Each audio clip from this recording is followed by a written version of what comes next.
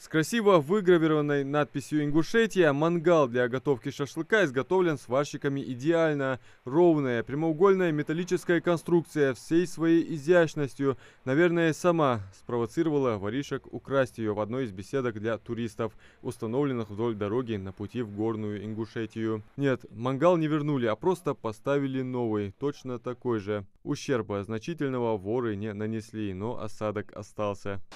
جانر حاشي بوشوش بلجيج أقل خيجة أو شيء دير سلعة حتى بيحكي حاجة خص قيرة حيا خص هنتش تتعد دق رسخوت يا حيا هنيير ديك يرقير يتج شاغ يتقدر شادي هردر حيقل دعسقا شر مار كترين ديج خد تسالس نو شيء تأخذ الدوات أوز سدش ديكتر والله زعم سجار جانر أوش حاشي مش دويرش.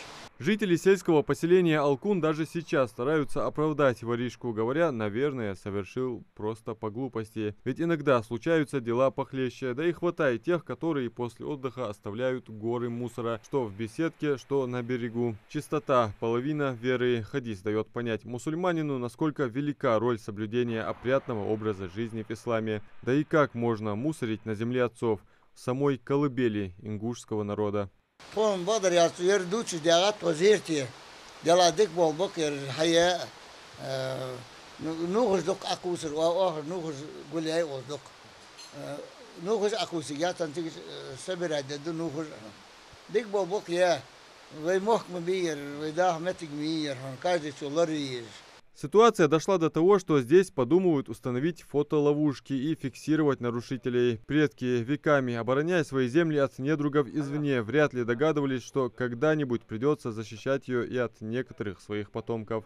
При всем этом обращаться к вандалам и тем, кто оставляет мусор, в грубой форме здесь не спешат. Местные жители, как и администрация Сунжинского района, просят лишь быть чуть ревностнее к имиджу республики. وقالوا особенно في بصمنا هات حما جلس هم بين قوان واش كيم لينا ضخ دعم يدري ضخ لقز. Эти и все другие беседки для отдыха путников и туристов установлены за счет средств финансово-промышленной группы Сафмар Микаила Гуцариева. Выполненные из горного камня, они напоминают жилые строения наших предков, находясь в которых у культурно воспитанного человека возникнет чувство патриотизма, а не желание наживиться. Адам Мережков, Хамзат Халухоев, Новости 24.